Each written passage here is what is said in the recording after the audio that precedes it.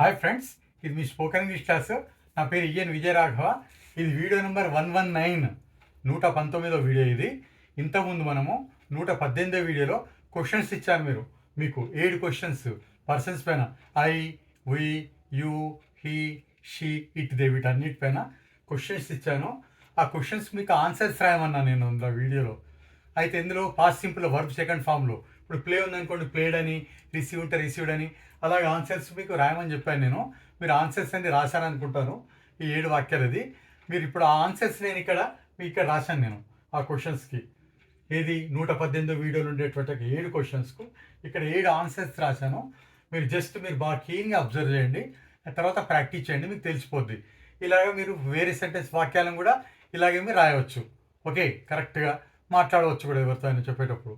Next first one వీటిల్లో first ఇక్కడ రాశాను చూడండి. ఈ క్రింది వాక్యాలకు సరైన వర్బ్స్ రాయండి. వర్బ్ సెకండ్ ఫామ్ పాస్ట్ సింపుల్లో అని. ఓకే, మనం స్టార్ట్ చేద్దాం. ఇంకా ఫస్ట్ సెంటెన్స్ వచ్చి, I dash play kabaddi on 17/9/2025. నేను 17/9/2025 రోజు కబడ్డీ ఆడాను. ఆడాను అంటే ఏంటి? జరిగిపోయింది. ఇక్కడ ఈ డాష్ పెట్టిన దగ్గర ఈ ప్లేస్లో ప్లేకి బదులుగా ప్లేడ్ అని రాయాలి మనం. PLAYED ఇక్కడ రాశాను, PLAYED స్పెల్లింగ్.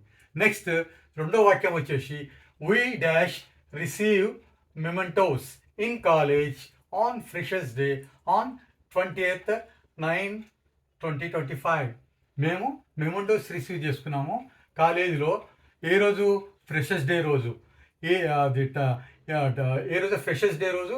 తర్వాత కార్యక్రమం ఏంటి ఆ రోజు? Program freshers day.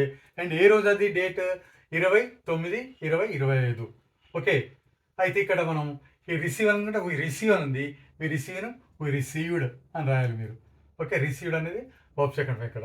థర్డ్ వచ్చేసి, you dash submit your records and assignments on 16/10/2025. మీరు మీ రికార్డ్స్ని 16వ తేదీ, అక్టోబర్ 16వ తేదీ రోజు రికార్డ్స్ను మరి అసైన్మెంట్స్ను సబ్మిట్ చేశారు. జరిగిపోయింది. అందుకే ఇక్కడ సబ్మిట్ ఉంది కాబట్టి ఈ డాష్లో సబ్మిట్ ప్లేస్లో సబ్మిటెడ్. టెడ్ అంటే జరిగిపోయింది, సబ్మిట్ చేశారు అని. నెక్స్ట్ నాలుగోది వచ్చేసి, హీ డాష్ కంగ్రాచ్యులేట్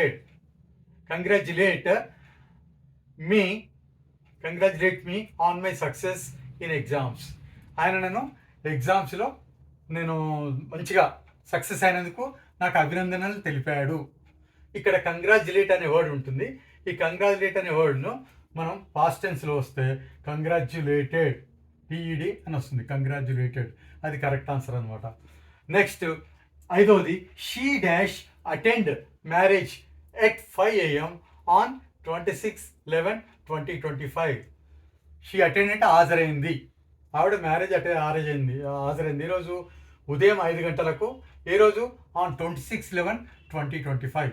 26వ తేదీ, నవంబర్ 26వ తేదీ 2025 రోజు ఆవిడ మ్యారేజ్ అటెండ్ చేసింది. అందుకే ఇక్కడ ఈ డాష్లో అటెండ్ అని ఉన్న దగ్గర అటెండెడ్ అని రాయాలి వర్బ్ ఆన్సర్. ఓకే, ఇప్పుడు వస్తే ఆరవది అనేది ఇట్ అంటే బస్ అనుకోండి, కార్ అనుకోండి, జీప్ ఏదనుకోండి, ట్రైన్ అనుకోండి. అది ప్లేస్లో it reached Hyderabad at 6 AM morning on 3rd December 2025. Okay, అది హైదరాబాద్కు చేరుకుంది. ఎప్పుడు? ఉదయం 6 గంటలకు. ఏ రోజు? డేట్ 3వ తేదీ, డిసెంబర్ 3, 3/12/2025. ఇక్కడ డాష్లో రీచ్ ప్లేస్లో రీచ్ అని రాయాలి. ఓకే, లాస్ట్ సెంటెన్స్ వచ్చేసి మనకు 7వది, దేతో. They dash go to temple on 28/9/2025. వాళ్ళు 28వ తేదీ టెంపుల్కు వెళ్ళారు. అంటే జరిగిపోయింది అది కూడా. అందుకని ఇక్కడ దే గో అనే ప్లేస్లో దే వెంట్ అనేది రావాలి. ఇక్కడ they went to temple on 28/9/2025. ఇవి 7 ఆన్సర్స్ మొత్తం అయిపోయాయి. I think you have understood all the 7 answers, question answers.